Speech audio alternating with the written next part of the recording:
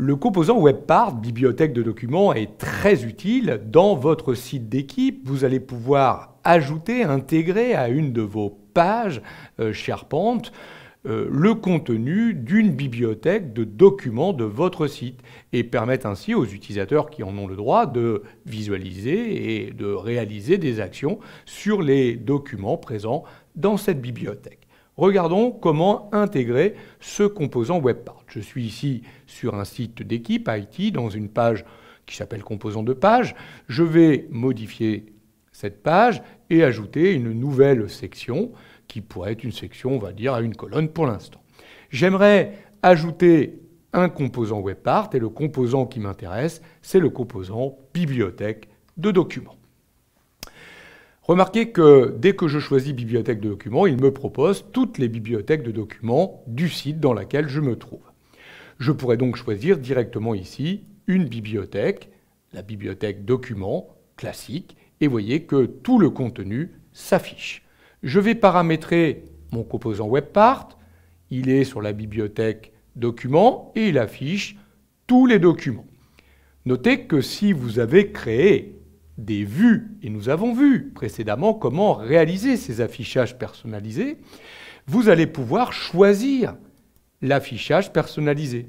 Ça veut dire que si on applique ici cela, on aura bien dans le composant WebPart la bibliothèque qui sera affichée avec cette vue. Moi, je vais revenir ici sur tous les documents et je vais plutôt choisir d'afficher la bibliothèque procédure. Je pourrais entrer un nom de dossier si je voulais me positionner directement sur ce dossier et je pourrais déterminer la taille du composant bibliothèque. Donc redimensionnement automatique ou alors petite, moyenne ou grande en fonction des nombres d'éléments que je veux afficher. Je vais laisser de l'automatique. Je peux afficher la barre de commande ou la masquer. La barre de commande me permettra de faire apparaître l'ensemble des commandes possibles par rapport au fichier. Si je n'affiche pas la barre de commande, j'aurai toujours les boutons d'action, à mon de savoir si je veux les appliquer. Allez, j'applique. Voilà qui est fait. Je ferme ma bibliothèque, les paramètres du composant bibliothèque de documents. Donc vous voyez que j'ai bien les différents éléments de ma barre de commande. Je vais publier ma bibliothèque. Voilà. Je peux réaliser des actions de sélection, je peux ouvrir, je peux télécharger, supprimer, je peux réaliser toutes les actions auxquelles j'ai droit.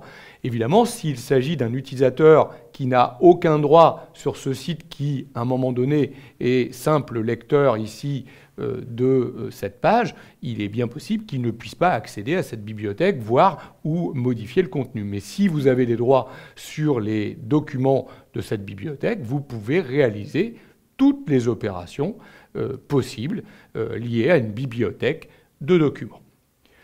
Voilà comment on intègre directement dans une page SharePoint une bibliothèque de documents pour permettre aux utilisateurs de la page de votre site d'effectuer des manipulations directement à partir d'une page web sur les documents de cette bibliothèque.